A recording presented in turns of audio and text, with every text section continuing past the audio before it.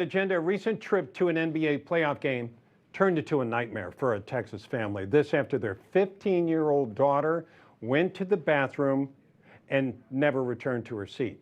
The young girl was found 10 days later, 200 miles away in Oklahoma. 8 people under arrest charged with trafficking. Why did it take so long for authorities to rescue the teen?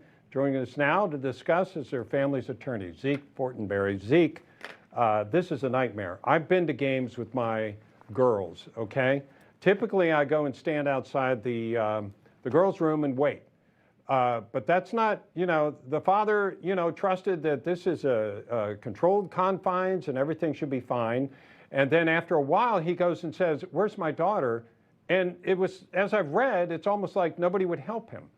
Yeah, I mean, it's just a normal circumstance. Go to the restroom. After about 10 minutes, it had been a little bit too long, and he went to alert authorities. And as they began to look, no one could find her. No one could figure out where she had gone. And why is that?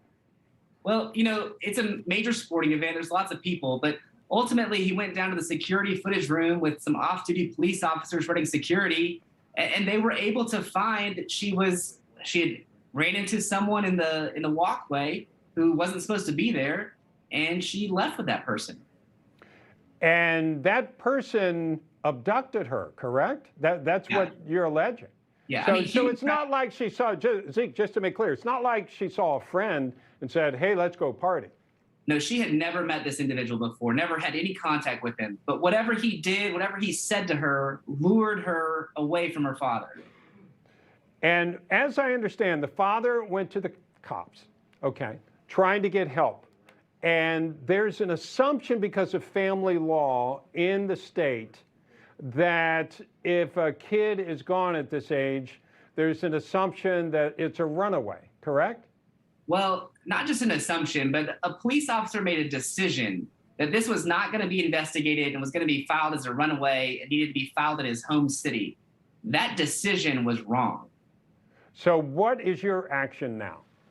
Well, we've notified everyone that we think who played a role in her disappearance and her sex trafficking. We notified them that we're pursuing some sort of action against them. And if they want to talk about how we can resolve this, how we can make sure it never happens again, we're willing to talk. If those talks don't go well, then we'll go to the courthouse.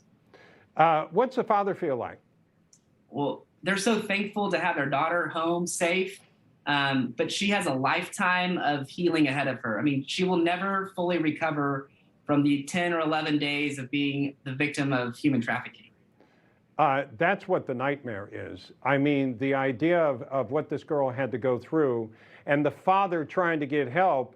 And I don't mean to say you're underplaying this, but as a father, I would be hitting the ceiling and doing whatever I could to find her. And I assume he was doing the same and not getting the help he felt he should be getting.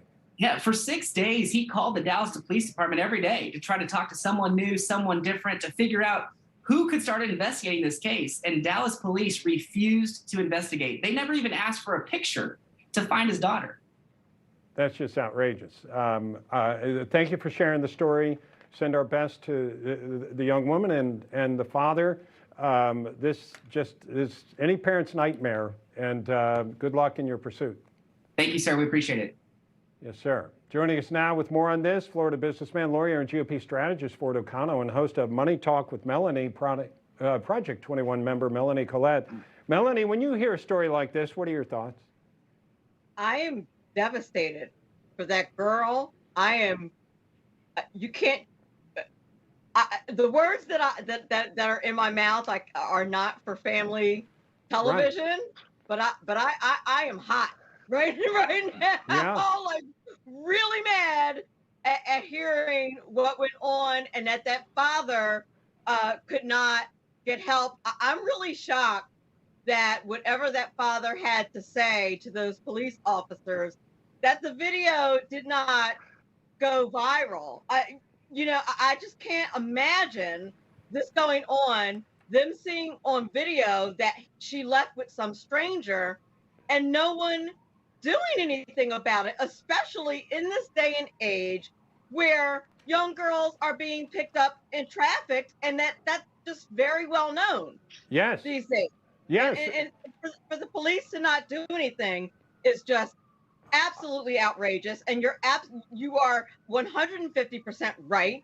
This girl will never be okay. There is no such thing as okay after Yeah. this. And There's Ford, no barometer for okay yeah, after this. Ford, if there was a cop somewhere along the way that decided, oh, this is a runaway situation, I hope he or she consulted the local, where these folks were from, to see, is there any sign of a domestic problem or any calls at this residence?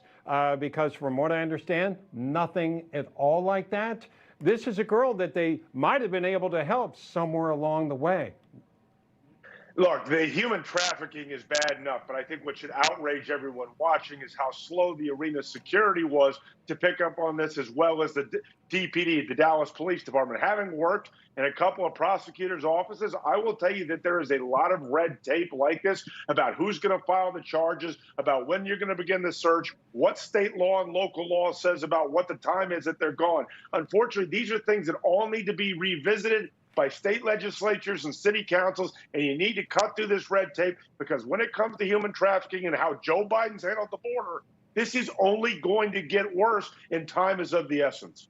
Yeah, and Melanie, this is something as a father that I felt like this attorney we were talking to, he gets paid to be cool and to know his stuff, but I would be outraged. As someone who works with teenagers all day and works with teenage girls and just knows how naive and vulnerable they can be, that's why my ire is up. That's why I'm just so angry, and just know how men can easily manipulate teenage girls. And quite as it kept, at one time I was a teenage girl. So just you know, I just, it just makes me so angry to think that this poor girl was away from her family, lured away for 10 days, going through God knows what. Exactly. And Ford, I've always had this thing where there are people that are in relationships with each other that end up killing each other, okay? We know that. But to me, the biggest sin is preying on the powerless and the innocent. And that's what happened here.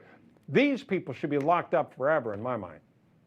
And there's no question about it that the 8 suspects should be locked up forever, because when you were talking about children and you were talking about innocence, this is where they're taking advantage of it. This girl's not an adult, and unfortunately, they need to pay the ultimate cost.